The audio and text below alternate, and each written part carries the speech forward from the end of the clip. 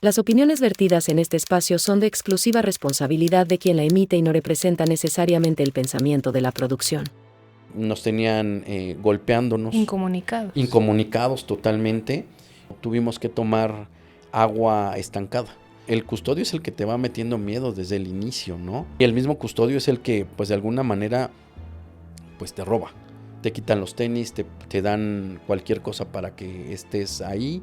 A las personas que roban dentro de la prisión les llaman nahuales. Metí un teléfono clandestinamente, lo meto clandestinamente para yo poder realizar las tareas, ¿no? Nos sentencian a 24 años, nos vamos a la apelación.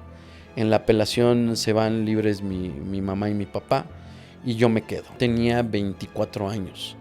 En realidad pues perdí toda mi juventud dentro de prisión. ¿Sabes cómo dormimos? Como cajetilla de cigarro. Claro. Es que yo no pertenezco a este lugar, yo tengo que salir. Lo único que hice fue llorar. Y recuerdo muy bien a mi papá que me decía, no llores, no te muestres vulnerable, aquí no puedes ser vulnerable.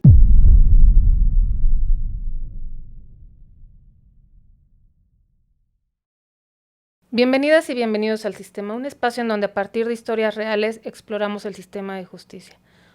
En este episodio vamos a hablar con el abogado Carlos Rodríguez, quien de manera muy generosa nos va a compartir su historia. Él estuvo privado de su libertad, acusado de manera injusta y recluido por cerca de 13 años. En reclusión estudió Derecho, elaboró el propio amparo que lo libera de manera absoluta y creo que tu testimonio, abogado, puede ser de mucha ayuda para ayudarnos a entender cómo funciona la maquinaria cuando tenemos que defendernos de un delito que no cometimos y cuando además no tenemos los recursos para pagar una defensa adecuada ni la formación para hacerlo por nosotros mismos.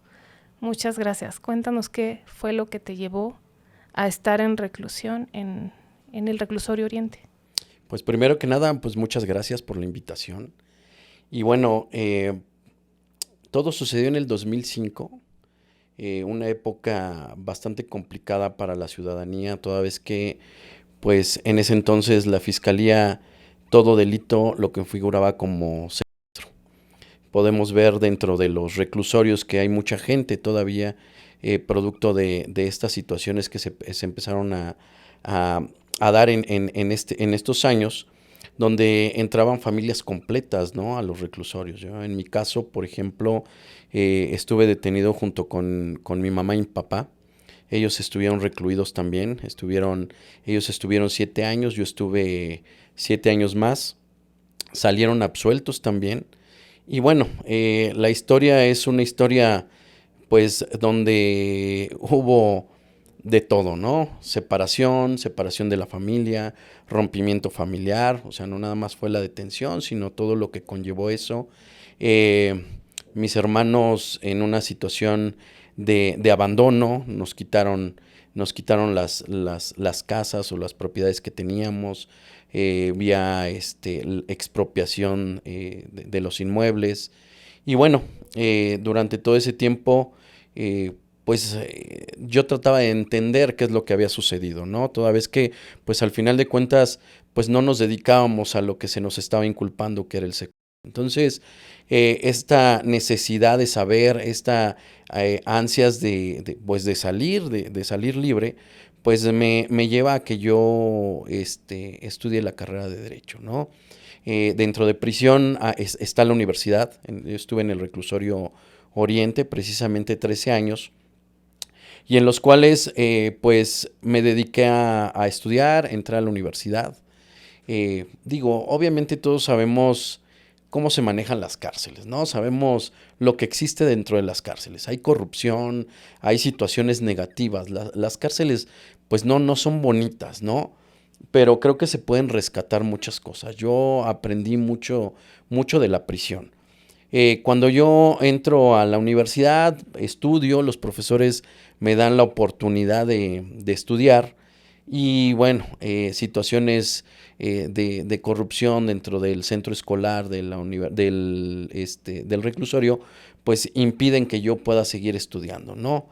recuerdo mucho y nunca se me van a olvidar esas palabras de la encargada en ese entonces del centro escolar, que me decía que estudiar más de 2 horas hacía daño, ¿no? Yo solo decía, bueno, es que pues por eso estamos como estamos, ¿no? El que se piense de esa manera. Entonces empecé a definir la corrupción de una manera distinta. Todos pensamos que corrupción es dar o recibir dinero, ¿no? A la autoridad, o que la autoridad nos pida. Bueno, se configuran otros delitos, pero lo manejamos como corrupción. Y entiendo que no, que la corrupción no es eso. Entendí que la corrupción es que existan servidores públicos que no están capacitados para estar en esa posición y están, ¿no? Es el no tener esa facultad de estar ahí, que a lo mejor nada más están por una recomendación, ¿no? Y bueno, eso lo que hace es que pues la gente se vuelva corrupta porque no sabe cómo manejar el sistema. Entonces eso sucedía en el centro escolar y bueno, me impidieron el que yo pudiera seguir estudiando, el que yo pudiera tener acceso a las herramientas que se tienen dentro de la universidad para poder hacer las tareas. Y pues eso sí me generó una preocupación, porque al final de cuentas, si bien es cierto, yo iba por una sentencia de 24 años, siempre en mi cabeza estaba esa esperanza de salir, ¿no? Yo decía, es que yo no pertenezco a este lugar, yo tengo que salir, pero cuando salga, ¿qué voy a hacer? ¿No? Entonces, estas ansias de seguir adelante y de las bases que uno obtiene como familia, ¿no? Yo creo que eso es sumamente importante, los cimientos que como familia nos van estableciendo, pues salen a resurgir dentro de prisión, ¿no? Es una realidad que te escupe a la cara y te dice, oye, lo que aprendiste, lo que te enseñaron realmente fue cierto, y bueno, ahí sale a la luz, ¿no? Entonces, pues lo que yo hago, hablo con mi familia, les digo, oye, ¿sabes qué? Pues existe esta dificultad dentro de la universidad, ya no me permiten estar, yo ya tenía avanzados casi 1.5 años, 2 años, de 3 o 4 años que dura la carrera. Entonces, pues como familia, ya una vez mis papás estando afuera, empezamos a buscar universidades que pudieran tener este programa de educación a distancia, ¿no? No se manejaba el Zoom, no había todavía esta tecnología, pero sí había universidades que subían a las plataformas las tareas y tú las presentabas, ¿no? Entonces, es como yo empiezo de nueva cuenta a estudiar la universidad. Metí un teléfono clandestinamente. Esa situación, pues sí, en algún momento yo sabía que me podía generar un problema, pero bueno, lo meto clandestinamente para yo poder, pues, realizar las tareas, ¿no? Esperaba que cerraran las estancias. 2, 3 de la mañana me levantaba ya cuando todos estaban dormidos, a hacer mis tareas por medio del teléfono, a leer, porque pues mi familia me traía todas las herramientas que yo necesitaba, que también eso causaba una afectación, no se las permitían ingresar, ¿no? Y por la visita menos. O sea, cuando mis papás me decían que cuando intentaban ingresar las copias fotostáticas que venían cuestiones de derecho, pues se les impedía, ¿no? El que podían ingresar, porque pues obviamente eso pone al sistema muy vulnerable, ¿no? El que tú tengas una visión distinta, tengas pues sí, con otro tipo de conocimientos, pues pone en riesgo a la seguridad, ¿no?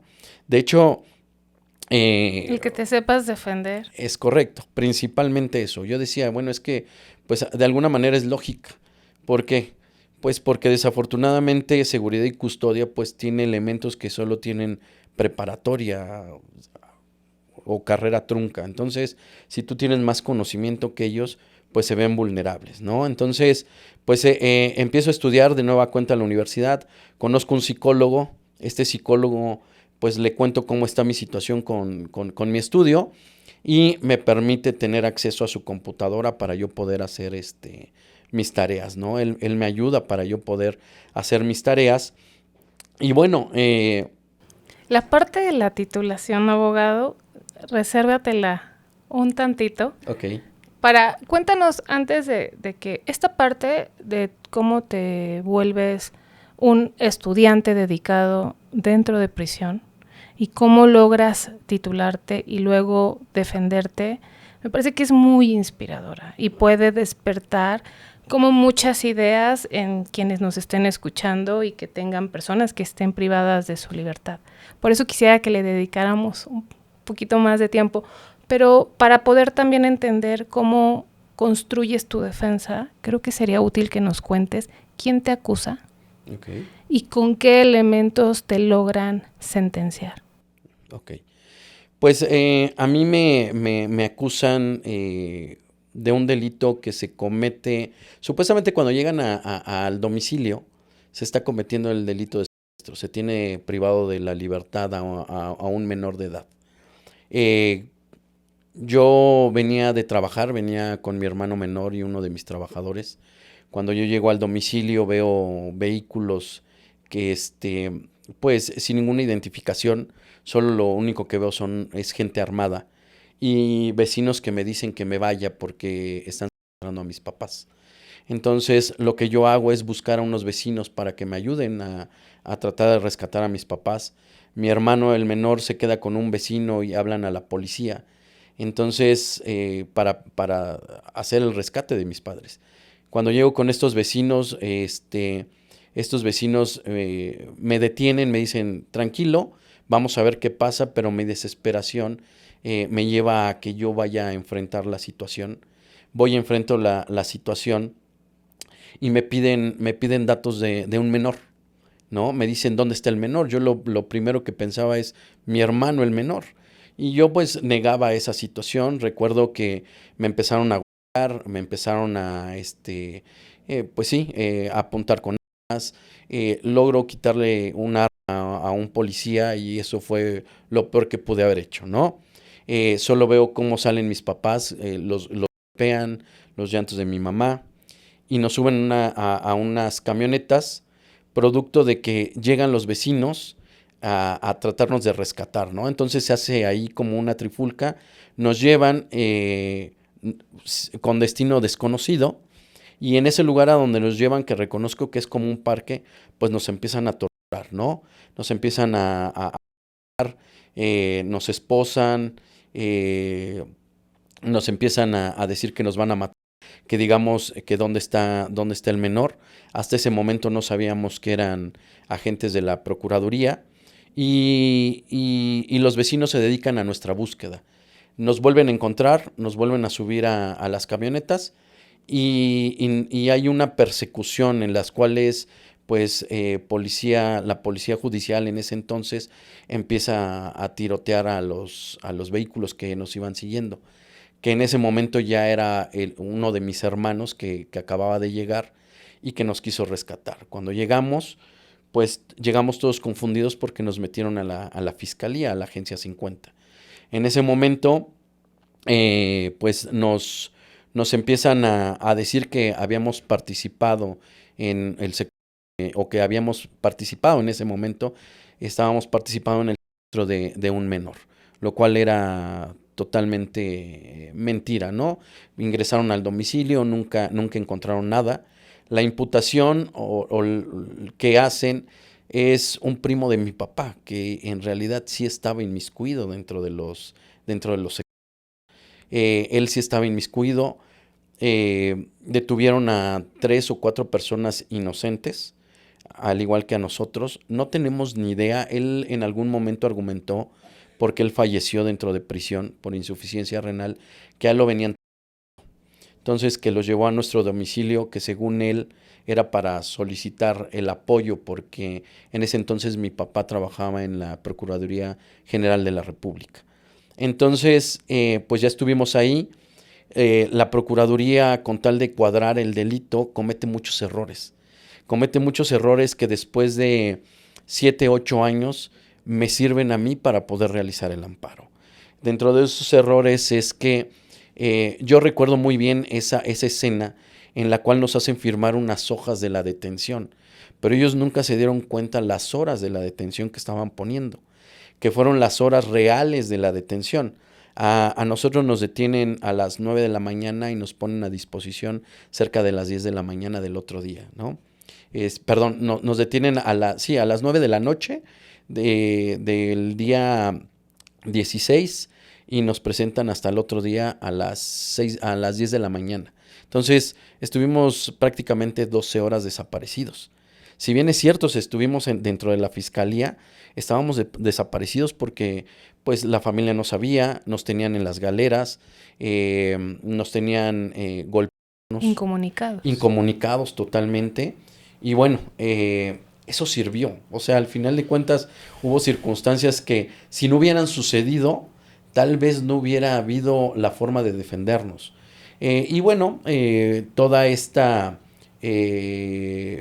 forma en la que la fiscalía empieza a cuadrar los delitos, en las cuales pues hay desapariciones, presentación en cámara de Gesell totalmente ilegales, donde te presentan con una o dos personas y en las cuales pues la reglamentación dice que te tienen que presentar con personas similares, de la misma cultura, vestidos iguales, y pues nunca hubo nadie, ¿no? Entonces, todo eso en algún momento sirvió. ¿Cuántos años tenías? Yo tenía 24 años. En realidad, pues perdí toda mi juventud dentro de prisión y eso pues ha causado una afectación hoy en día. Nos consignan, pero antes de consignarnos, un judicial nos dice que acababan de rescatar al menor que supuestamente nosotros habíamos tenido y que lo rescatan como 5 colonias adelante. Situación que pues nosotros pensamos que era la vía de salida y pues no, en realidad habían dicho que mis papás se iban, mi papá dice pues es que como mi hijo se va a quedar y de todos modos lo vinculan y nos consignan al reclusorio Oriente, al juzgado 55 penal, muy conocido porque ahí se llevó el caso de Mario Besares.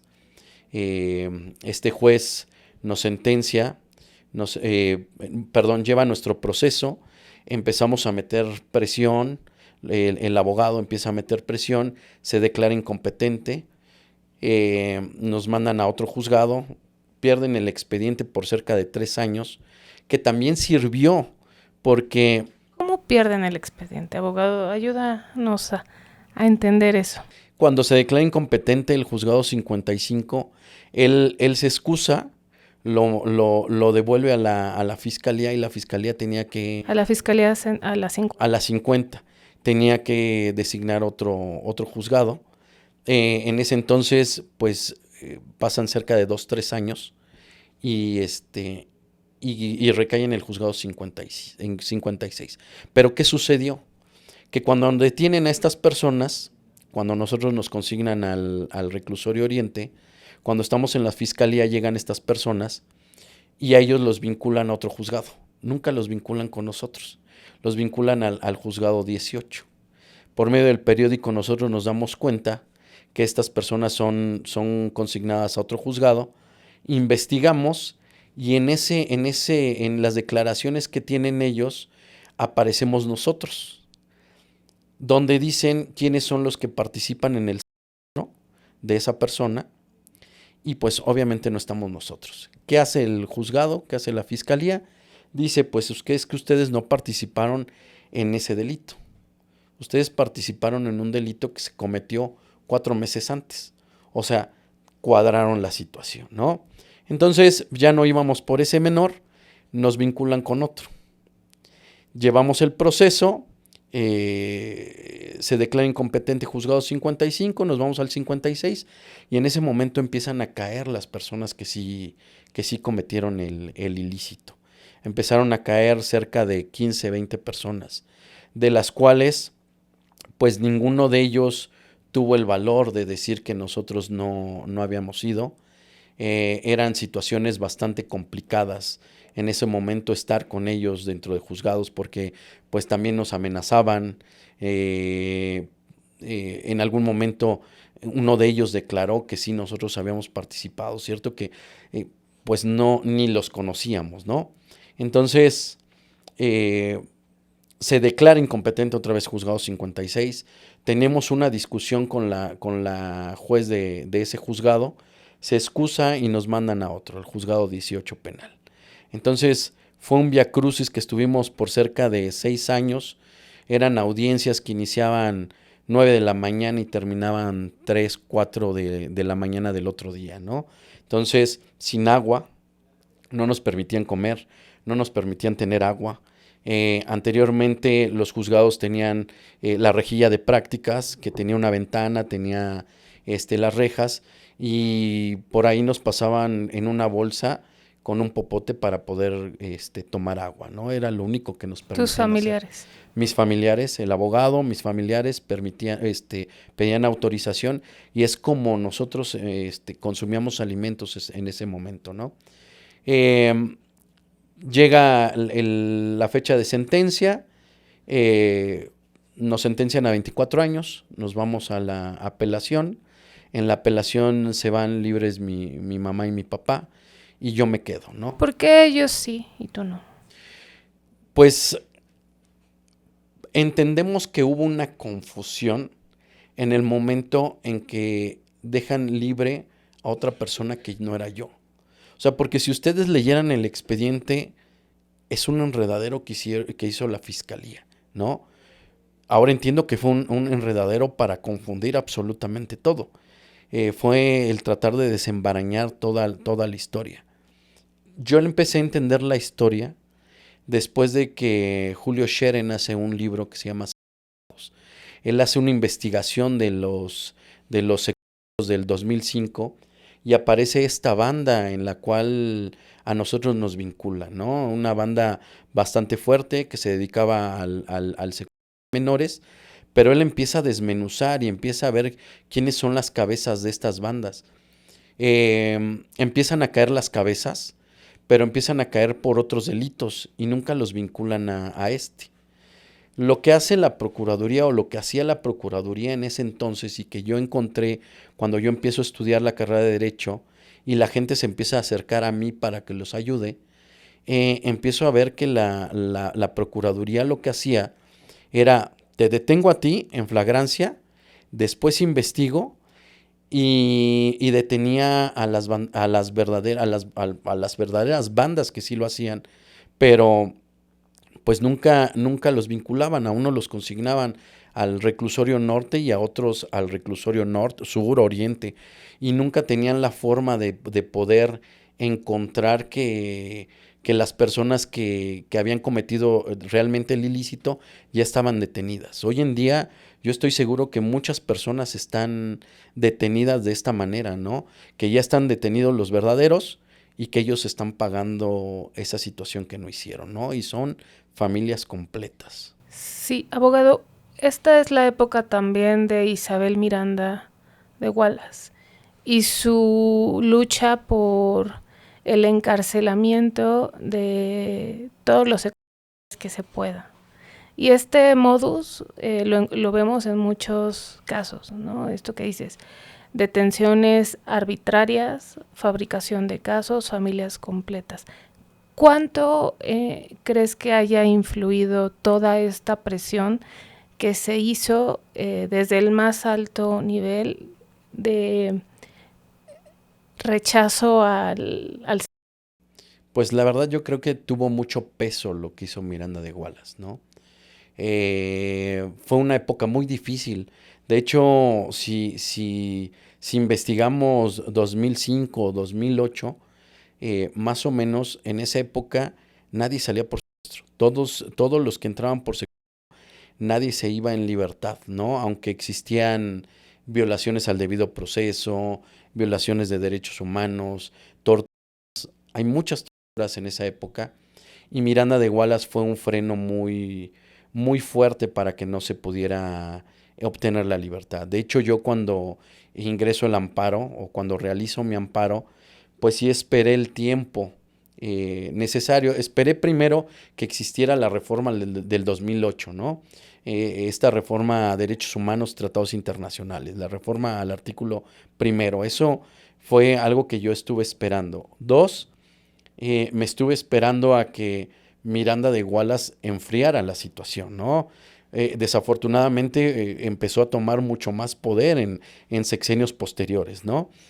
Entonces, de hecho, cuando yo ingreso al amparo, me lo niega el colegiado, se hace la revisión, se sube a la Suprema Corte, y bueno, ellos sesionan los delitos de secuestro, los sesionaba la Suprema Corte de manera privada. O sea, no podía entrar absolutamente nadie, siendo que es público, pero precisamente porque no querían que hubiera presión de Miranda de Wallace principalmente, ¿no?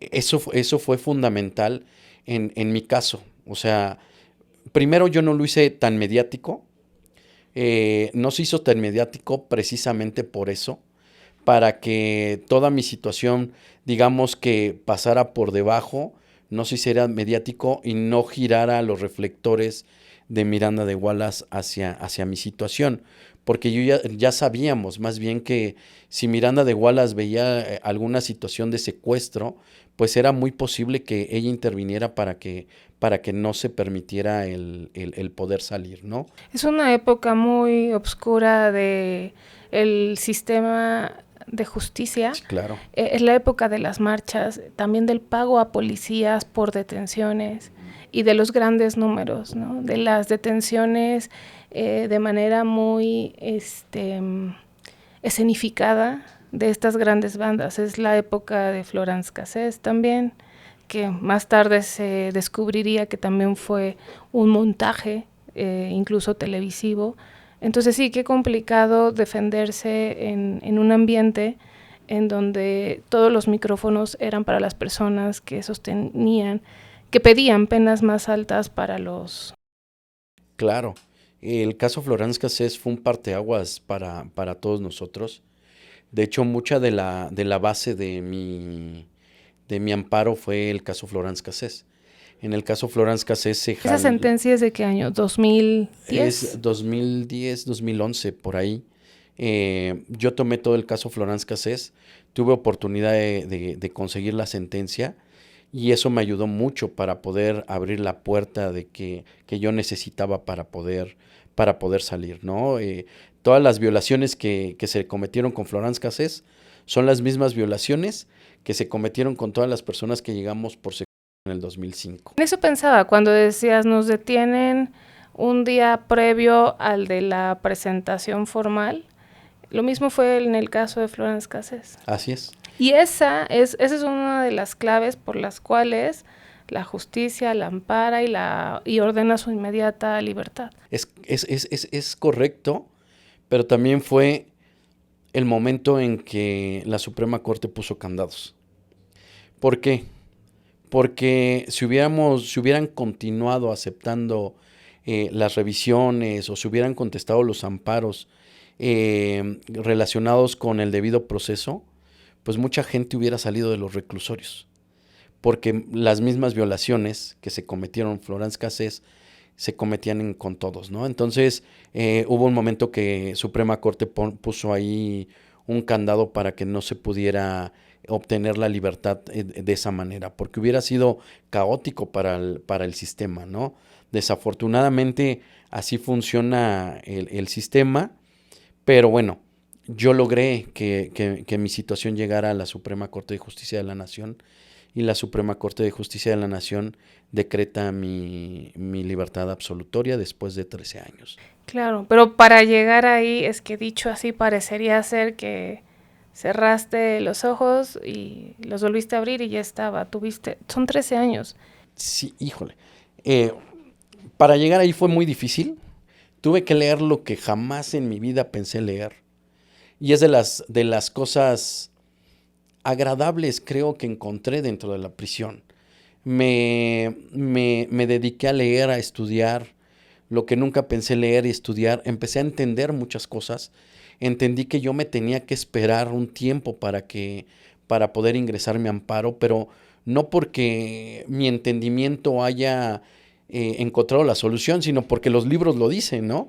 La teoría lo dice. Entonces empecé a entender cómo era el juego del sistema y entendí que iba a haber un momento que iba a haber una reforma, ¿no? Y que esta parte del garantismo penal, el debido proceso, iba a entrar en vigor en algún momento.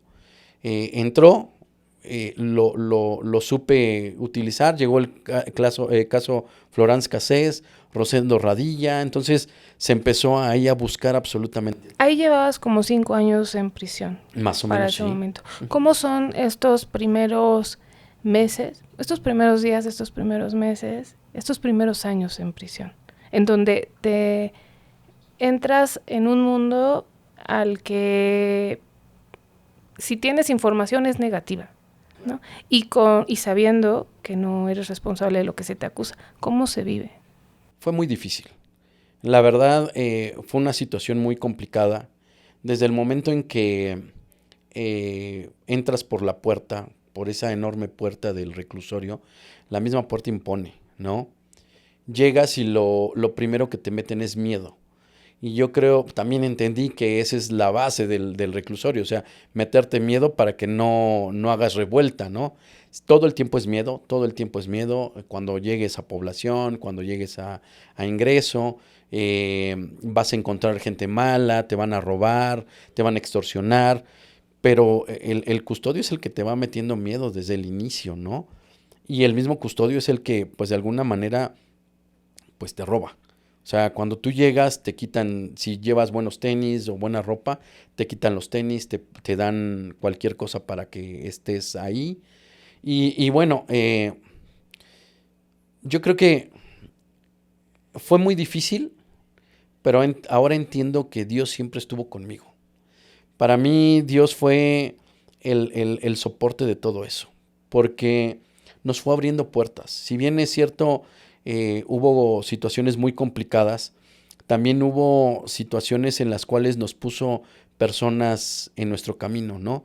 Que permitió que nosotros, pues no la pasáramos tan mal, ¿no? Recuerdo que el primer día, eso sí, nunca se me va a olvidar, y es algo que te enseña a valorar. El primer día tuvimos que tomar agua estancada. Tuvimos que romper una botella de plástico a la mitad y pues vas después de los golpes que te dan, de la tormenta que recibimos, te da mucha sed. Entonces tuvimos que romper una botella, tomamos agua estancada, nunca nos hizo daño.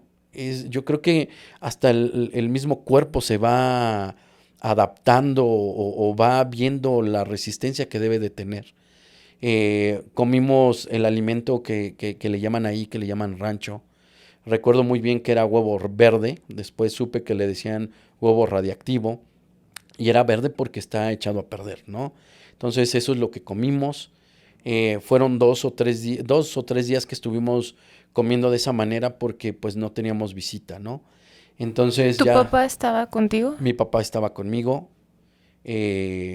También esa parte fue muy difícil, el ver a mi papá así, pero también fue una fuente de resistencia, porque yo nunca vi a mi papá quebrarse, ¿no? Jamás en la vida lo vi quebrarse.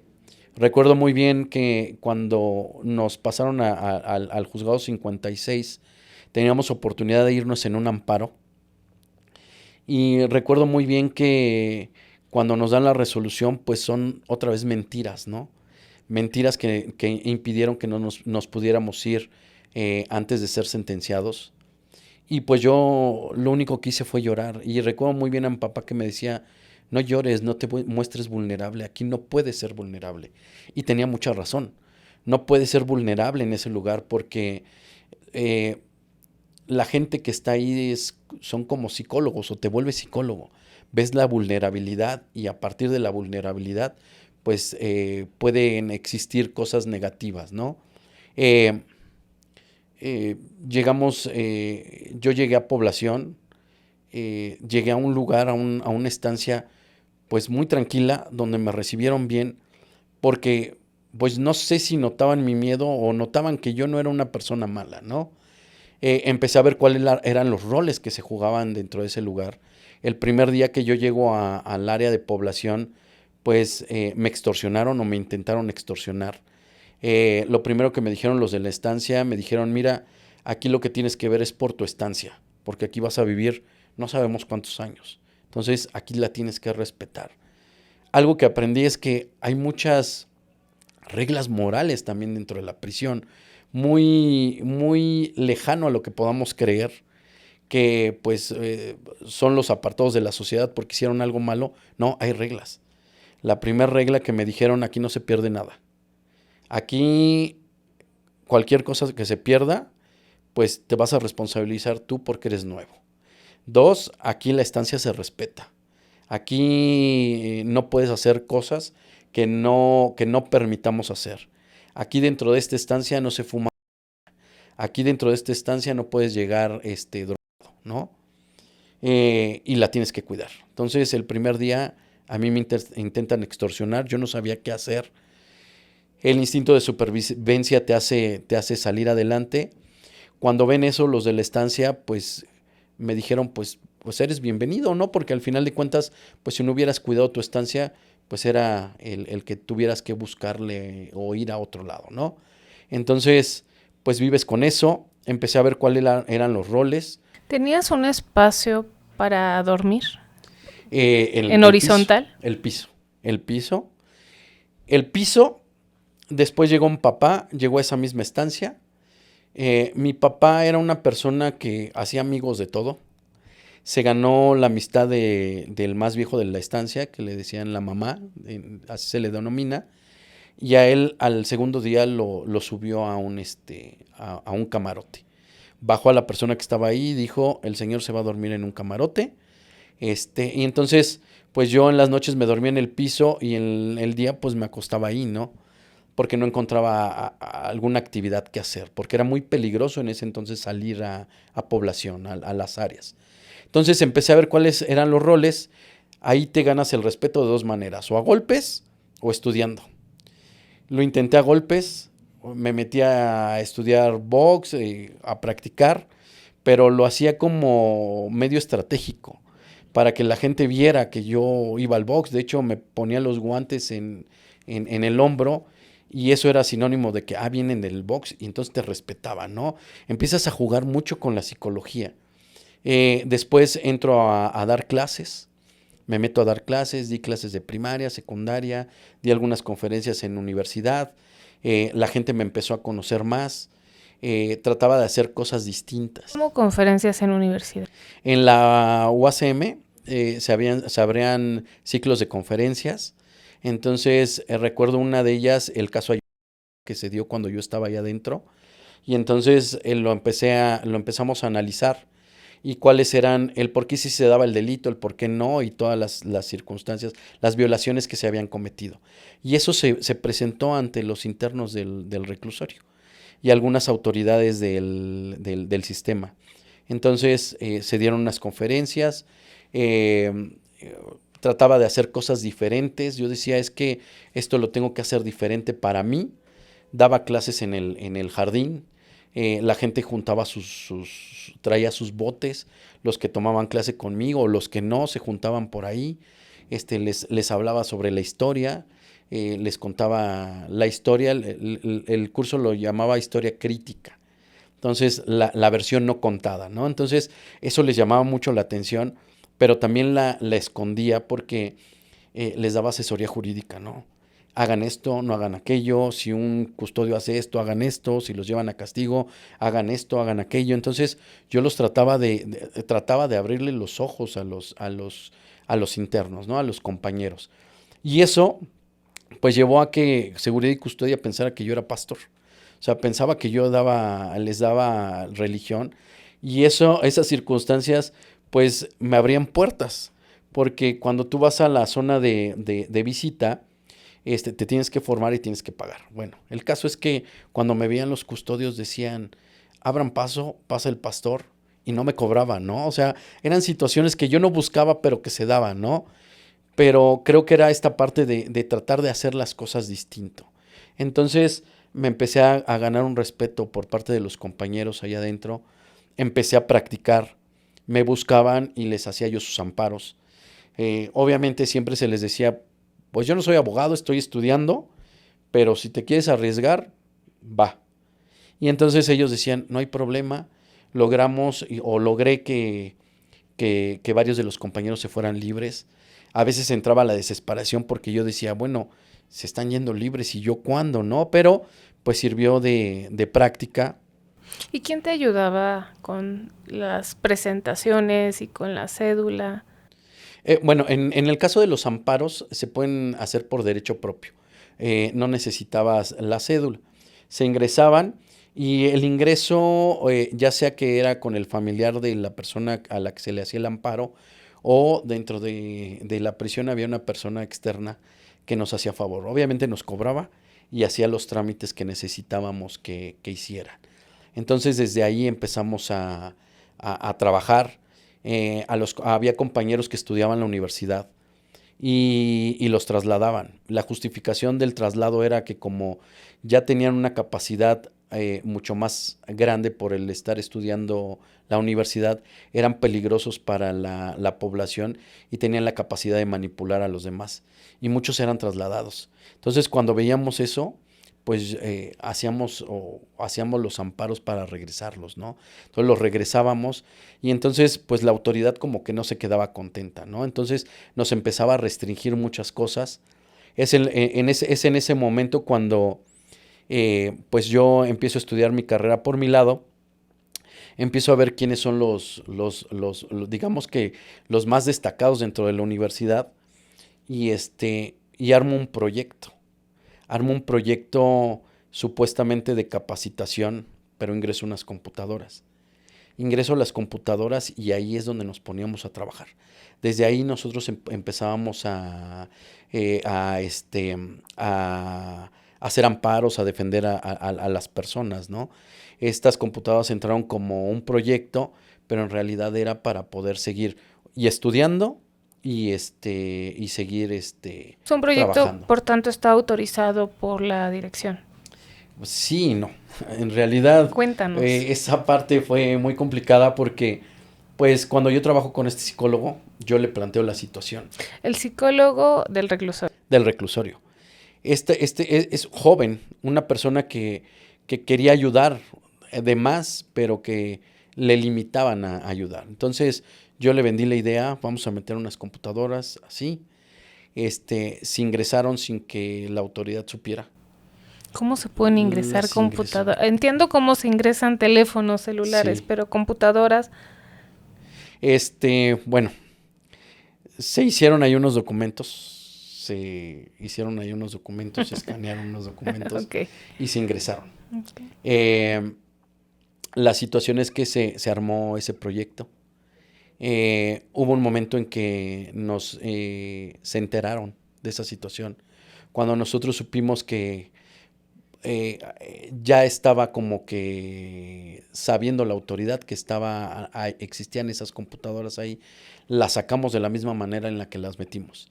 Pero aún así... Con magia. Exacto, con magia. Aún así, pues sí hubo repercusiones. La autoridad nos mandó traer y pues lo único que se le dijo a la autoridad fue pues yo lo hice, ¿no? O sea, yo me responsabilicé de la situación, pero eso también me abrió puertas. Porque hablé con el director, con el subdirector técnico, les dije, miren, pues vamos a dejarnos de cosas. O sea, yo con esto yo estaba haciendo mis tareas, me dicen, ¿cómo que tus tareas? Sí. Les digo, yo estoy haciendo mis tareas porque el señor que está aquí sentado me prohíbe el que yo pueda tener acceso a las computadoras y a seguir estudiando. Yo estoy estudiando de esta manera, ¿no? Estoy estudiando mediante una plataforma de la universidad para que yo pueda estudiar aquí. El director se queda, o sea, ¿cómo?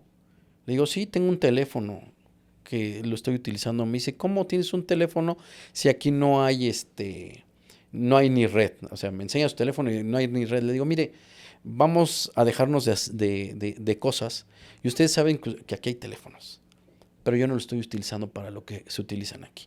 Yo lo estoy utilizando para estudiar. Entonces, el director como que entendió esa parte y me dio la oportunidad de que tuviera acceso a computadora para poder hacer mis tareas.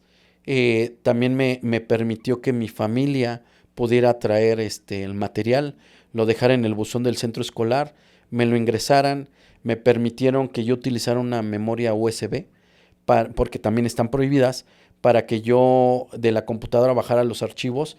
Me puso una persona externa para que los dejara los días viernes en la mañana, mi familia pasara y se subiera a la plataforma, porque yo tenía los días viernes para poder entregar las tareas. Internet sí no tenías. Internet no tenía. Sí, no, porque están los bloqueadores de señal para evitar... Claro. Bueno, internet sí se tiene, si se paga, ¿no? O sea, si le metes una tarjeta al teléfono, se tiene internet. Hoy está más complicado. Hoy sí, de verdad, por lo que me cuentan los compañeros, ya está más restringido. Los inhibidores ya están prendidos, hay cámaras, ya está mucho más complicado. Yo estuve en esta época donde todavía pues se podían vulnerar algunas cosas, ¿no? Entonces me dio la oportunidad el director de poder continuar con mis estudios de esa manera. Afortunadamente no hubo repercusiones por ese lado, ¿no? Entonces, pues es así como yo estudio en la universidad y es parte, digo, es un poco de lo que yo viví dentro de prisión, ¿no? La población del reclusorio Varonil Oriente en la época en la que estuviste, ¿cómo se conformaba? Éramos, en algún momento llegamos a ser hasta 20,000, con una capacidad para 8,000, 9,000. Las estancias estaban sumamente llenas. Había estancias en las cuales había personas que tenían que dormir entre 30, 40 personas en una estancia. Por eso te preguntaba si tenías cama. En esa época yo daba clases y uno de los lugares en donde daba clases era en el reclusorio Varonil Oriente. Y una de las cosas que me decían los internos cuando yo les hablaba del tratamiento, de las reglas mínimas para el tratamiento de personas privadas de la libertad, ¿no? Y les decía, en un espacio de tanto por tanto tiene que haber no más de 3 internos. Se reían y me decían, ¿sabes cómo dormimos? Como cajetilla de cigarro. Claro. En esos mismos 3x3, 20 parados. Y nos tenemos que amarrar para poder dormir. Así es, los famosos murciélagos se amarraban de las rejas de la puerta, se amarraban y se dejaban caer, se quedaban colgados y así dormían. Algunos en el baño, hacinamiento total. Una de las ventajas que yo tuve es que en la estancia donde yo vivía un líder de una mafia que no trabajaba ahí, no hacía sus cosas ahí, se iba a otro dormitorio. Entonces, de alguna manera había capacidad económica. Entonces él arreglaba para que no llegaran muchas personas. Lo máximo que llegamos a hacer dentro de la estancia eran cerca de 8, 7 personas, no más. Lo máximo que llegamos a tener fueron 10 personas, ¿no? Entonces cabían 2, 4, 6, 7 en los camarotes, ¿no? Entonces eran pocos los que se dormían en el piso. Entonces esa es una de las bondades, digamos, que nosotros teníamos en ese momento, ¿no? Entonces, pues sí, creo que cada quien va a contar su historia o va a contar la vida dentro de la cárcel de acuerdo a cómo la haya vivido, ¿no? A mí me tocó vivir de esa manera. Sé y conozco a personas que les ha tocado vivir mucho peor, ¿no? Con hacinamiento, con todas las carencias que puede haber, ¿no? dentro de la prisión. Entonces, pues es así como yo viví. Sí, obviamente llegaban personas, yo decía, ajenas a mi realidad, con unas historias, pero yo les decía bien macabras, ¿no? Bien difíciles. Llegaban personas que jamás pensé conocer o que pudieran hacer lo que contaban que hacían, pero también encontré a mis verdaderos amigos. Yo considero que allá adentro por ahí quedan 1 o 2 amigos, ¿no? Verdaderos amigos y verdaderos amigos porque en algunas situaciones han sido personas que me demostraron que podían dar la vida hasta por mí, ¿no? Entonces, y que vivíamos circunstancias complicadas y que siempre estuvieron ahí, sin ninguna ventaja, sin ninguna situación de querer sacar algo, ¿no? Entonces, pues sí, ahora hay algunos que ya están acá afuera, que también estudiaron en la universidad, y hay otros que, bueno, pues todavía están más complicada su situación, pero ahí encontré y conocí lo que es la verdadera lealtad, algo que aquí afuera ha sido muy complicado de entender. Por eso les decía o decía que hay reglas morales dentro de la prisión. Ahí la traición no se considera, o más bien, la traición se castiga, ¿no? No puedes ser traicionero, no puedes robar, no... si tú llegas por un delito en el cual dañaste a un menor, es castigado. Si dañaste a una persona de la tercera edad, es castigado, ¿no? Entonces, y eres ¿Los mal visto. segregan? Los segregan, los marcan. Por ejemplo, a las personas que roban dentro de la prisión, les llaman nahuales. Y entonces la forma de distinguirlo es que les quitan las cejas. Entonces, si tú ves una persona dentro de prisión que no tiene cejas, es una persona que la relegan, le pegan, las excluyen. A los que van por violación, por delitos sexuales, también son segregados y no son aceptados dentro de las estancias. Sí, sí hay como que reglas de esa índole, ¿no? Sí, me recuerdo con tu narración esa época. A mí me cuidaban los internos.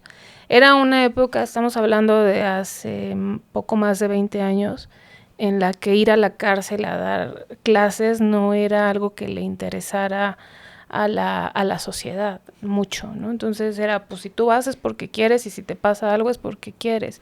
Y también en esa época había muchas noticias, sobre todo del reclusorio varonil sur, de muchas violaciones por el hacinamiento y porque ponían casas de campaña en las áreas comunes y había muchas violaciones a visitas, a familia, ¿no? Entonces, yo tengo muy presente esa sensación de seguridad cuando el técnico penitenciario me acompañó hasta el gimnasio en donde yo iba a dar mi curso y no, ahí te ves, ¿no? Y te quedas solo. La propia gente es la que, claro, después de todo este trabajo de decirles, a ver, estudiar les conviene. Entonces, para que yo pueda seguir viniendo, ustedes tienen que hacer su parte. Y ellos me custodiaban y me cuidaban hasta que me iba de ese lugar. Y yo sí entendía esta lealtad o este sentimiento que se desarrolla con alguien que va a hacer algo bueno para las personas. Claro, de hecho, dentro de estas reglas morales, el respeto a la mujer es demasiado. O sea, por ejemplo, cuando entra una visita mujer, te dicen, pasa visita y lo que tienes que hacer es voltearte y ver hacia la pared. No puedes voltear a ver a la persona, ¿no? En este caso a la mujer. No puedes ser morboso con la mujer, ¿no? Porque si hay morbosidad, hay alguna palabra, no sé, algún piropo hacia una mujer, es castigada esa parte, ¿no? Entonces, el respeto a la mujer dentro de la prisión, sí. Nosotros entramos a prisión, hemos entrado con personas de la FES-Acatlán, hemos entrado con estudiantes, y el respeto, uno de sus temores es ese, ¿no? De que entran que son hombres y dicen, oye, pues es que pues son hombres, ¿qué nos va a pasar? No, cuando salen con este sabor de boca de cuidado, ¿no? De que se sintieron protegidas dentro de la prisión por los mismos internos. Abogado, mientras estabas privado de tu libertad junto con tu papá y con tu mamá, ¿quién te visitaba? Pues hubo muy pocas visitas. Mis hermanos trataban somos cuatro. Tres se dividían. Mis dos hermanos a veces iban con mi mamá y venía mi hermana, o al revés, ¿no? Y se iba mi hermana a ver a mi mamá y venían mis dos hermanos. Pero las situaciones económicas eran complicadas, empezaron a tornar muy complicadas y entonces pues hubo un momento en que dejamos de tener visita. pero siempre hay una mano bondadosa ahí adentro. Por eso es que yo digo que sí hay cosas malas, pero también hay muchas cosas buenas. Los mismos compañeros que veían esta situación nos invitaban a desayunar, nos sentaban con ellos en sus mesas, algo que también es muy respetado, y llegaba la familia y nos invitaban a desayunar, a comer, nos invitaban. Siempre fuimos muy bendecidos en cuestiones de alimentos. Entonces, pues muy pocas veces tuvimos que recurrir a lo que le llamaban el rancho, ¿no? Entonces, pues... Que sí es incomible. Exacto, es incomible. Por mucho que lo trates de hacer de distinta manera, es muy complicado, ¿no? Entonces, pues tuvimos esta fortuna. Cuando salen mis papás, bueno, ya la situación empieza a cambiar, ¿no? Pues ya mi mamá es la que me visitaba todos los días de la visita. Martes, jueves, sábados y domingos mi mamá iba y me dejaba el alimento para lo que yo iba a utilizar en la semana. Así es como fue. Y pues quienes iban en ese entonces, mi mamá, mi papá, mis hermanos y por ahí uno que otro amigo que llegó a quedar, ¿no? Porque pues después de tanto tiempo, pues la gente se va alejando y muchos juzgan, ¿no? Muchos juzgan y se alejan creyendo que tal vez lo que tú hiciste sí fue cierto, ¿no? Entonces, pues la gente se aleja. ¿Hay diferencias desde tu experiencia entre población que está interna porque sí cometió delitos y población inocente? Sí hay diferencias. Las principales diferencias que puede haber es que muchas de las personas que sí cometen los delitos, pues como que son, como que la familia entiende que sí lo cometió y entonces como que los abandonan. Cuando no lo cometes, como que pues la familia siente esa como responsabilidad, ¿no? De decir, pues no lo hizo, ¿no? Hay que apoyarlo. Entonces sí hay una diferencia en esas cuestiones, ¿no? En la forma, tan solo hasta en la forma de vestir, ¿no? Los días de visita, las personas que teníamos visita, pues te arreglas lo más que puedes para recibir a tu visita. Y los que no la tienen, pues, no tienen esa necesidad o ese entusiasmo de poder hacerlo, ¿no? Entonces, como que también son fáciles de identificar, aunado a que las autoridades tienen más respeto hacia las personas que tienen visita que a las personas que no, porque todo eso está registrado.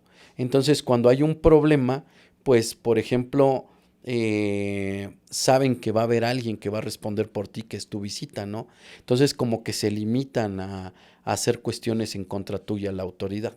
Entonces, sí hay una diferencia en esas cuestiones, ¿no? Ahora sí, cuéntanos, ¿cómo te logras titular Híjole, estando privado de tu libertad? Pues yo creo, yo nunca hice trabajo social, nunca hice más bien servicio social, nunca hice prácticas profesionales, pero yo creo que mi mejor práctica profesional fue mi propio amparo, ¿no? Cuando yo hago mi amparo fue esa práctica profesional que yo necesitaba o que me hace falta ahora acá afuera, pero que me llevó a obtener mi libertad. Ese amparo llega un 19 de septiembre del 2018. Recuerdo muy bien que llegó mi mamá a la visita, pero fue un jueves, llegó a la visita. Llegó muchas horas antes de lo que siempre ella llegaba. No llegó con cosas, lo cual se me hizo extraño. Y cuando llega me dice, ¿no te han venido a notificar? Cuando me dice eso, lo primero que vino a mi cabeza fue, pues ya fue. No, ya fue, ya me quedé aquí. Le dije, ¿qué me tenían que venir a notificar? Me dice, vente, vamos a sentarnos. Nos vamos a la mesa y me dice, es que te tienen que venir a notificar porque ya nos vamos, ¿no? híjole, en ese momento mi cabeza hizo un shock, ¿no?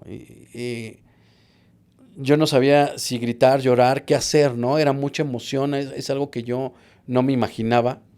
Me dice, y sí, ya nos vamos. Eh, te tienen que venir a notificar. Le digo, ¿sabes qué? Voy a arreglar mis cosas, ya en 13 años yo ya tenía muchas cosas, ¿no? Entonces, junté a mis amigos, les empecé a regalar mis cosas. Les dije, ¿saben qué? Yo Son ya me muchas voy. cosas. Pues tenía televisión, tenía ropa, tenía tenis, tenía un sistema de teatro en casa, que yo había acondicionado mi camarote, tenía Libros. libros. Los libros, sinceramente, eso sí les dije a un amigo, te los dejo, pero procura sacarlos. Y me los sacó, me los envió, eso es lo único que no dejé. Lo demás, todo lo material se los regalé, porque yo sabía que les iba a hacer falta, ¿no? Y fue así que salí libre, pero 2 meses antes de salir, sin saber que yo iba a salir, termino la universidad, ¿no? Termino la universidad, es algo que también yo nunca esperé hacerlo, o sea, es algo que sí tenía en la cabeza que tenía que hacer, pero nunca pensé que fuera a llegar tampoco ese momento, ¿no? 2 meses después salgo yo libre sin saber que iba yo a salir libre, ¿no? ¿Quién expide tu título? Lo expide la universidad, es una universidad, el instituto, híjole, voy a decir el nombre, nunca lo he dicho, Como quieras. porque ellos tampoco saben que yo estuve ahí, pero se llama Instituto Tecnológico Galo. Me expide mi título, mi título, y bueno, mucho No tiempo lo después saben la porque cédula. la modalidad era virtual. No lo saben exacto, porque pues lo único que se hizo fue entregar papeles, eh, y no se le dijo a la universidad porque pues se fue con otras universidades a decirles, pues necesitamos que vayan a la prisión, y ninguna universidad quiso, ¿no? Entonces, esta universidad fue muy amable en esa situación, pero tampoco les dijimos porque pues era así como que ya nuestra última opción de que se pudiera, de que quisieran hacerlo, y que el que nos negaran la oportunidad, pues me iba a quitar de muchas posibilidades, ¿no? Entonces se fue con esta universidad me dio la oportunidad de titularme, y bueno, todavía tuve la fortuna de, de entregarle mi título a mi papá, ¿no? Mi papá, 2 años después de que yo salgo libre, todavía tuve la oportunidad de disfrutarlo 2 años. Él en algún momento comentó, yo lo único que estoy esperando es que Carlos salga libre, ¿no? Eh, Creo que yo era en ese momento su mayor preocupación. Salgo libre, estoy con él 2 años todavía, y tuve la oportunidad de darle mi título. Y esa es de las cuestiones que digo, eh, la cárcel fue muy benevolente conmigo, porque no sé si yo estando acá afuera lo hubiera hecho, porque si bien es cierto estaba estudiando, había otras situaciones que tal vez me estaban alejando de estudiar, ¿no? El haber llegado ahí hizo que yo pudiera estudiar, hizo que yo pudiera entregarle un título a mi papá, e hizo que el día de hoy, pues yo tengo una herramienta, ¿no? Y que hoy yo pueda tratar de ayudar a otras personas, ¿no? Muchos en esta vida a veces tenemos esta confusión de, pues, ¿cuál es mi misión dentro de la vida, ¿no? O sea, ¿qué es lo que yo tengo que hacer dentro de esta vida? Y yo creo que Dios me la plasmó así como que muy directamente, ¿no? O sea, a ver, tú estás ahí, aprendiste esto, que es el derecho, pues tu misión es ayudar a las personas, ¿no? Ayudar a las personas que como tú están injustamente ahí. Entonces, pues yo creo que esa es mi misión dentro de mi vida. ¿Esa categoría es deliberada o puedes ser abogado de cualquier persona o solo de las que están acusadas de manera injusta? No, yo hoy ayudo a las personas por medio de la Asociación Civil Colibres, pero también manejo asuntos de manera particular. Llevo asuntos para algunas otras personas, para las personas que me contratan, ¿no? Que me tienen la confianza para que yo les pueda llevar sus asuntos. Antes de hablar en este último bloque de esta parte que creo que es muy interesante de las personas que logran salir de prisión de manera absolutoria, que tendría que también tener esa posibilidad las personas que cometieron un delito, pagaron su sentencia y tienen que reingresar a la sociedad, tendrían que tener también alternativas. Pero hablemos de las que fueron encontradas no culpables, ¿no? De lo que les toca. Pero antes de eso, ¿cuáles fueron tus conceptos de agravio? ¿Qué te permite salir de la cárcel? ¿Qué es lo que le planteas en tu amparo a la Suprema Corte? El primer agravio que yo encuentro es la privación ilegal, la privación, la retención y la puesta a disposición, que fueron 12 horas después de que me habían detenido. Ese es el primero. Una detención arbitraria. Una detención arbitraria. El segundo es la cámara de Gesell, que no constaba con los requisitos que la ley determinaba para poder poner en una cámara a una persona.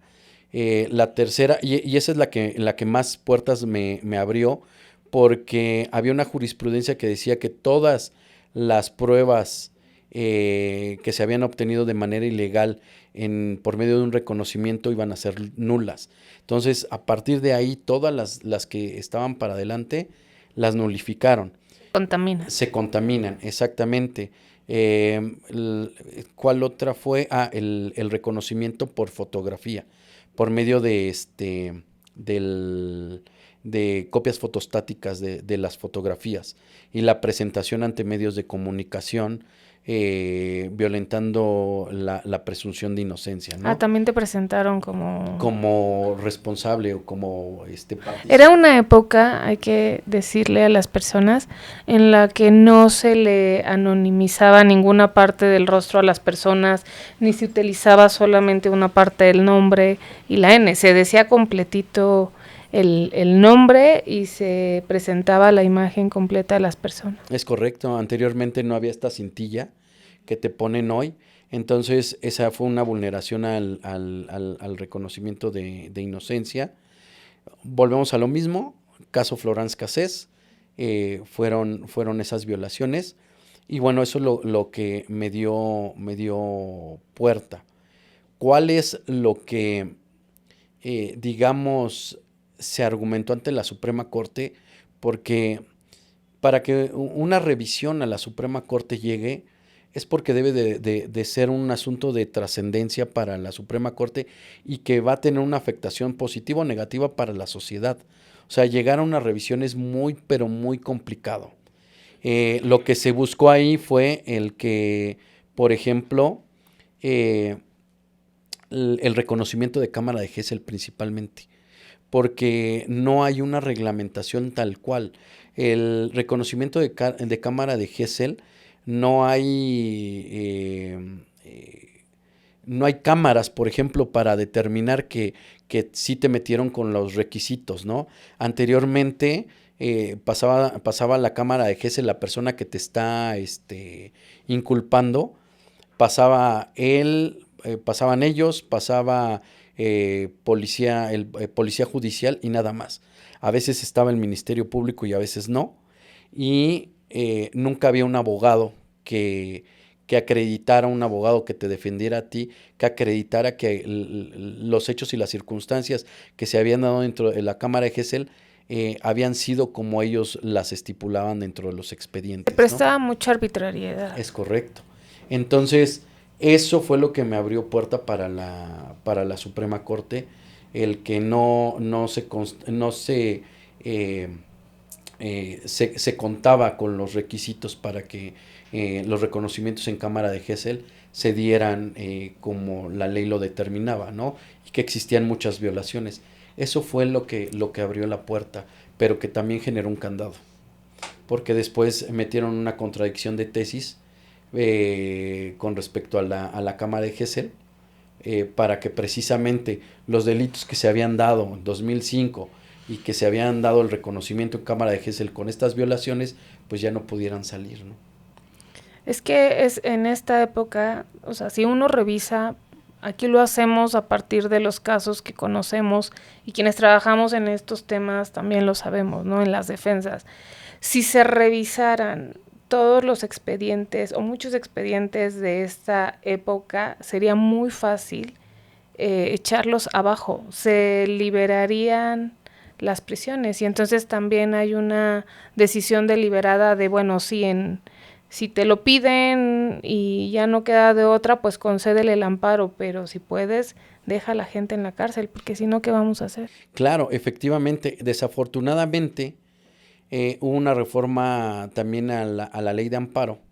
Anteriormente el amparo directo lo podías meter en cualquier momento. Si te daban una sentencia de 20 años, al penúltimo día de cumplir tu sentencia, podías meter el amparo, no había ningún problema. Hubo una reforma a la ley de amparo donde dice que solo tienes 5 años para poder meter el amparo. Entonces, todas esas personas que a lo mejor se estaban esperando para meter el amparo en algún momento, se tuvieron que ver ya apresuradas para meterlo porque se les cumplía el tiempo. Entonces, muchos de esos amparos pues ya fueron quemados, lo cual les quita mucha posibilidad para poder obtener su libertad, ¿no? Sí, ya se convalidan, ya. El haiga sido como haiga sido. Es correcto. Sigamos adelante. Abogado, ¿cómo es, qué alternativas tienen reales las personas que salen de prisión? Híjole. Para reintegrarse a la sociedad. La verdadera reinserción, creo yo, está acá afuera. O sea, si bien es cierto, en la ley se estipula que hay una reinserción social, pues sí la hay porque está estipulada, ¿no? Hay una ley de ejecución de sanciones penales que así lo determina, pero la verdadera reinserción es acá afuera. La verdadera reinserción es acá afuera porque después de un tiempo de haber estado en prisión, después de 5 años, 6, ya te vuelves un desconocido hasta para tu familia. Porque empiezas a tomar, la cárcel está para decosificar al ser humano, para acabarlo, no nada más físicamente, sino mentalmente. Entonces empiezas a tener muchas actitudes ya de una persona que ha estado en prisión, ¿no? El encierro crea muchas circunstancias en tu persona, ¿no? Cuando tú sales, pues te enfrentas a una nueva realidad. Yo, por ejemplo, cuando salgo, yo tenía unas sobrinas que cuando las dejé tenían 5 años. Yo cuando salgo ya las veo de 18, 19 años y las veo totalmente distintas, ¿no? Mi hermano, el menor, en ese entonces tenía 5 o 6 años. Ya cuando salgo, cuando salgo ya tenía 20, 22 años, ¿no? Entonces, con una forma de pensar totalmente distinta. Entonces, una película que yo recomiendo mucho y que puede dar una apertura a esto es El Bulto. Hay una película que se llama El Bulto y yo en algún momento decía, es que pues yo soy el bulto, porque salgo a una realidad totalmente distinta donde la vida no se detuvo.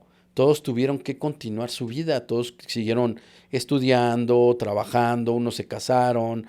Y entonces el volverte a adaptar a ese nuevo núcleo familiar es muy complicado, ¿no? ¿Por qué? Porque pues tú sales, yo por ejemplo salí, pues no sé si se le pueda llamar con delirio de persecución, pero sí todo el tiempo estarme cuidando, ¿no?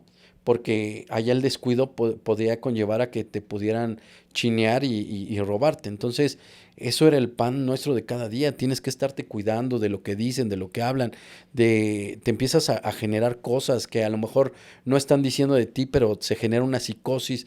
Entonces, todo eso, adaptarte a tu familia, es bien complicado. Aunado a que no hay instituciones. Existe una institución en la Ciudad de México, que es el Instituto de Reinserción Social, pero que de reinserción no tiene absolutamente nada. Yo creo que los programas que se han llevado ahí no ayudan a que la gente se vuelva hacia la sociedad, ¿no? Los programas, el sexenio anterior, los programas que se llevaban era de teatro, ¿no? O sea, yo no voy a vivir del teatro. O sea, para empezar, no tengo la habilidad para estar en un teatro, ¿no?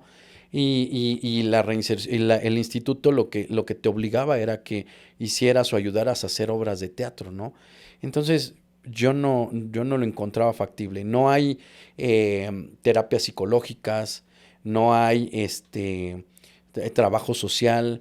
En su momento existió dentro del Instituto de Reinserción Social la capacitación para el trabajo, donde te vinculaban con empresas, las empresas te contrataban, el instituto te pagaba por 3 meses lo que tú estuvieras ahí. Y ya después de esos 3 meses, si ya no conseguiste absolutamente nada, bueno, muchas gracias, hasta luego, ¿no?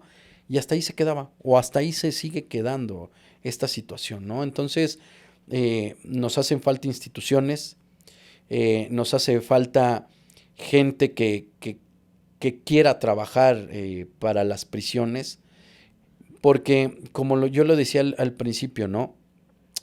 Todos sabemos que hay corrupción, todos nos quejamos de las prisiones, todos nos quejamos de que hay delincuencia, pero ¿qué hacemos para que no exista, no? ¿Qué hacemos para que no haya delincuencia? ¿Qué hacemos para que no haya corrupción? ¿Qué hacemos para que no haya prisiones? No estamos haciendo absolutamente nada, ¿no? Entonces, creo que como sociedad tenemos una responsabilidad muy grande con nuestra juventud. A mí me gusta trabajar mucho con los jóvenes porque no quiero que les pase lo mismo que me sucedió a mí, que pierdan su juventud allá adentro y que pierdan todas las oportunidades que se pierden cuando pierdes tanto tiempo allá adentro. Porque si bien es cierto estudié, pues sí, pero el estudio no me redujo la cantidad de años, ¿no? Entro de 22, salgo de 37 años, 35 años, ¿no? Entonces, eso me quitó posibilidades. Mi situación laboral ha sido muy complicada. He tratado de entrar a algunos despachos, pero lo primero que me piden, a ver, la edad y la experiencia. Y yo en algún momento les decía, bueno, pues es que la experiencia que yo tengo es que yo estuve allá en el reclusorio y ayudé a mucha gente. Sí, no, pero no hay un documento que avale que tú estuviste. Bueno, sí hay un documento que avale que estuviste allá adentro, pero no que ayudaste a todas esas personas. O sea, para nosotros esa no es una experiencia válida, ¿no? ¿Qué sucedió? Yo daba clases, me certifiqué, avalé esta habilidad que yo adquirí dentro de prisión, que era el dar clases. Me certifiqué por el CONOCER, por la SEP, me dan mi certificado que avala que estoy preparado para dar clases, y eso es lo que a mí me ha abierto puertas. Hoy doy clases en 2 universidades, ahorita estamos preparando algunos cursos para poder hacer círculos de estudio para estudiantes de derecho. Entonces, pero eso es lo que me ha abierto la puerta, ¿no? La certificación para poder profesionalizar lo que yo estoy haciendo, ¿no? Entonces, las circunstancias para las personas que salimos de prisión son muy adversas y las instituciones son muy pocas, ¿no? Uno de los temas que tú sueles tratar en tus conferencias o en tus pláticas es el de la prevención. ¿Qué mensaje final le podrías dar a quienes nos están escuchando? Pues la verdad es que sí, efectivamente yo soy un abogado de prevención. Yo tengo clientes que me dicen, oye, que me contratan para prevenir. Siempre creo que la prevención hasta es más económico que ya cuando estás en una situación complicada. Y con los jóvenes hablo mucho de la prevención del delito. Con los jóvenes siempre les hablo de esta parte que tengan mucho cuidado con lo que hacen o con lo que dejan de hacer, que aprendan sobre cultura jurídica, que aprendan sobre sus leyes, sobre sus derechos, sobre sus obligaciones, sobre cada uno de los pasos que ellos van dando en toda su vida. Porque el simple hecho de subirte a una moto de una persona que no conoces puede conllevar a tener una responsabilidad grave, porque tal vez esa moto es robada o porque tal vez la persona con la que vas cometió un delito. Entonces, yo he sabido de muchas personas o hemos tenido asuntos en los que por ese simple hecho han estado perdiendo su vida en prisión. Entonces, yo lo que les recomiendo es que estudien, que independientemente de las circunstancias que puedan ser adversas, se pueden lograr las cosas. Yo no permito, por ejemplo, yo tengo una hija y no le permito que me diga no puedo, porque les digo, yo soy el vivo ejemplo de que sí se puede, de que es difícil, sí es difícil, pero que siempre tienen que tener en su cabeza el que tienen que salir adelante, el que aún a pesar de las circunstancias que puedan ser adversas, siempre hay algo o alguien que los va a estar respaldando, ¿no? Siempre les digo que en mi caso fue Dios, en mi caso siempre he estado presente, y que las personas o los jóvenes que confíen en lo que ellos quieran confiar, pero que no dejen morir sus sueños, ¿no? Principalmente, y que no permitan que otros se los quiten, tal como en algún momento yo lo decía, ¿no? A mí me quitaron mis sueños, la autoridad me los quitó. Entonces, que no permitan que se los quiten, que no permitan que los manipulen, ¿no? Que sean ellos simplemente, pero lo que les va a dar esa apertura es el estudio, que tal vez estudiamos o creemos que estudiamos para obtener dinero, y les comento que a veces hay cosas más grandes que puedes obtener estudiando, ¿no? No solo el dinero y tampoco el poder, ¿no? Sino situaciones que te pueden llenar la vida, ¿no? El poder ayudar a alguien más, el poder, en mi caso, sacar a alguien libre, pues eso a mí me llena, y bueno, eso es lo que yo les digo a los jóvenes, ¿no? Pues muchas gracias por haber aceptado venir a platicar con nosotros, abrir tu historia, compartir detalles personales y dolorosos, algunos otros de mucho orgullo. Muchas gracias por haber aceptado venir. No, gracias, al contrario, muchas gracias por el espacio. Y a ustedes que nos acompañaron hasta este momento del episodio, también muchas gracias. No olviden suscribirse al canal y ayúdenos a compartir este episodio con personas a quien consideren que esta información le puede ser de utilidad. Nos vemos en un siguiente episodio. Muchas gracias. Gracias.